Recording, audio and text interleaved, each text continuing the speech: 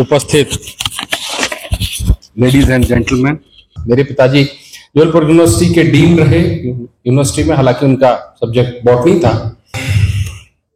पिताजी एक दिन कहा कर रहे थे मेरे से, करीब 5-7 साल की जज की, मजिस्ट्रेट की नौकरी हुई होगी। तो पापा जी एक दिन मेरे से हंसी मजाक में बोले बोले बोले बोले तेरे न्यायालय का कार्य तो ऐसा रहता है, बोले बकरी का केस लड़ना हो तो बोले गाय बेच के लड़ना पड़ता है। तो अब मेरे सामने एक बड़ी दुविधा आ गई कि एक तरफ मेरे पिताजी हैं और पिताजी मुझसे ऐसा बोल रहे हैं और मेरी कोर्ट की बुराई कर रहे हैं, साथ में मेरी भी बुराई कर रहे हैं और मेरे लिए भी चुनौती दे रहे हैं, मेरी कार के लिए भी चुनौती दे रहे हैं और एक इतने बड़े संस्थान के लिए भी ऐसा बोल रहे हैं। अब वो विसंगति, विरोधाभास में शायद कहीं बैकग्राउंड में वो चल रहा होगा दिमाग में, जो आपके क्या रानी नागुखनी की कहानी और मतादीन इंस्पेक्टर का चांद पे और ये सब, और फिर रजनीश जी का और इनका सबका जो कुछ पढ़ा लिखा, जो भी पटल पे प्रभाव रहा होगा, मैंने भी पिताजी से बकायदा विरोध प्रकट किया और मैंने कहा कि पापा जी एक बात बताइए। मैंने कहा आपकी क्लास में या किसी सभागार में या कहीं पे भी कोई भी एक व्यक्ति क्या ये बता सकता है क्या, जो वास्तविक बात बता रहा हूं आपको, इस प्रश्न के जवाब में आज ये संदर्भ निकला है। मैंने उनसे कहा कि कोई भी एक व्यक्ति बता सकता है कि उनके दादाजी अपने तिजोरी में कितना सोना रखे हैं, कितना चांदी रखे हैं, क्या संपत्ति है, कहाँ उन्होंने प्लॉट रखा हुआ है, क्या क्या है। बोले हाँ, ये तो कोई हाथ उठा के नहीं बता सकता है, तो नहीं बोल सकता है, बात तो सही है। हमने कहा कभी आप करके देखना ऐसा। बोले इससे बोलना क्या चाह रहे हो? मैंने पापा जी मैं ये बोलना चाह रहा हूं कि जब आप कल्पना करिए कि आपके सभागार में सारे सबके सामने यदि आप ये कहें कि वो ये नहीं बता सकते कि अपने दादाजी क्या रखे हुए हैं तिजोरी में, कौन कौन सा कितना तोला सोना चांदी मूंगा हीरा, एक जज को कैसे पता चलेगा? मैंने कहा वो कोई साधु संत या अंतर्धान या 1000, वो वही शब्द बता रहा हूं, बाबा 1008 स्वामी जी तो होता नहीं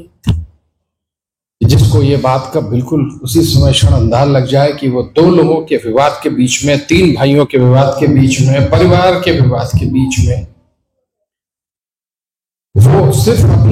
अपने ज्ञान या अपने अनुभव या उसके आधार पर डिसाइड कर दे कि क्या है। अरे उसको जब पता नहीं चलेगा कि सारी संपत्ति, प्लॉट और क्या क्या आप रखे हुए चल अचल संपत्ति, उसके बिना वो निराकरण कैसे करेगा सारी गवाहियां? ये बोले ये बात तो तुमने, इसका मतलब क्या कहना चाह रहे हो ये? तो खैर वो सारे हमने कहा, फिर वो बातें सामान्य रूप पे आ गई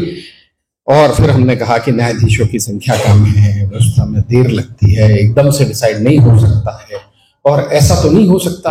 अब आप देखिए, इसकी तुलना वहां से करिए कि इंस्पेक्टर मतादीन चांद पे गए, वहां वो इस बात को हरशंकर प्रसाई जी के उसमें लिख रहे हैं कि एक इंस्पेक्टर एक बड़ी दुविधा, मतलब ये वो बड़ा अधिकार फील कर रहा है कि ये क्यों नहीं होता कि अपराध होने के साथ ही वो सड़क पे ही फैसला कर दे और न्याय कर दे कि इसने किया और इसको पकड़ ले। उस स्टोरी में आपको शायद याद होगा, देखिए उसमें उन्होंने कहा कि वो जो व्यक्ति उस सड़क के ऊपर आया था, तो जिस व्यक्ति की हत्या हुई थी और वो हत्या करने वाला भाग गया था और वहां पे जिस व्यक्ति ने उस घायल व्यक्ति को उठाया, उसी स्टोरी में है शायद मेरे ख्याल से, उसने उठाया और वो रक्त रंजित व्यक्ति को उठाने वाले व्यक्ति को इंस्पेक्टर मतादीन ये मानने तैयार नहीं थे कि इसको हम केस में शामिल ना करें। क्यों? क्योंकि सब लोगों ने कहा भाई मैंने देखा कि वो तो सिर्फ दौड़ के उठाने गया कि ये घायल हो गया है, इसको हमको लेके जाना है। और उस स्टोरी में क्या है, माताजी जी ने कहा भाई देख, तो पहले सबसे पहले साक्ष्य तो वहीं मिल रही है कि जो वो मौके पे वहां पे जो पड़ा हुआ है, वहां चाकू पड़ा, खून है, सब चीजें हैं, पहले ये तो इकट्ठी करो, उसको तो पकड़ो, उसको तो लाओ। अब मैं कहना क्या चाह रहा हूं, देखिए,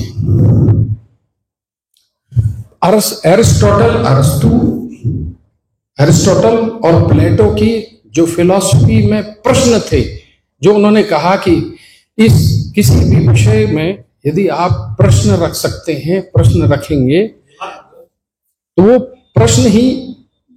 बहुत सी चीजों को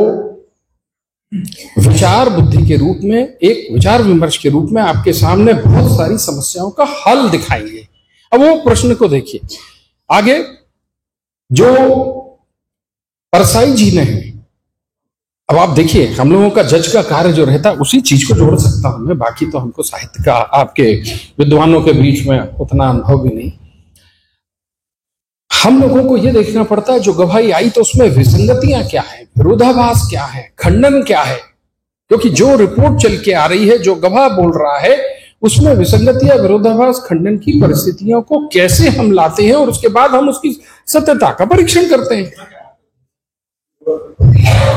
अब आप देखिए कि वही चीज कि जो एरिस्टोटल और प्लेटो ने कहा था कि आपको प्रश्नों से जवाब मिलेंगे, वही चीज देखिए बाद में कि परसाई जी ने कितनी सारी विसंगतियां, किसी भी प्रश्न के बारे में उनको देखिए तो उनकी योग्यता को देखिए, कितनी बढ़िया उसकी पाखंड को तार तार कर दिया। आज यदि इतना बड़ा महाकुंभ हो रहा है, इसमें मैं ये नहीं कहूंगा कि होना या ना होना, जाना या ना जाना, विरोध या सपोर्ट, ये सब चीजें अपने अपने पहलू होने के बावजूद आपको एक जो दूसरा पहलू उसका देखने मिलता। शायद आज हरिशंकर परसाई जी होते तो वो बताते कि क्या क्या वो सब तार करके रखते, वो विसंगतियों को, विरोधाभासों को स्पष्ट एक पिक्चर के रूप में प्रकट करते। इसी कारण आज देखिए उनकी जितनी रचनाएं हैं वो कालजयी रचनाएं हैं, उस समय जितनी उपयोगी थी, चाहे भ्रष्टाचार के बारे में हो, राजनीतिक के बारे में हो, सामाजिक और पारिवारिक जितने विषय थे, आप देखिए उसके बारे में उन्होंने व्यंग्य की विधा के रूप में और विसंगतियों को बिल्कुल तार तार अलग करते हुए, रखते हुए कितने अच्छे से उसका वर्णन किया है। इसी कारण उनकी सारी रचनाएं कालजयी रचनाएं हैं।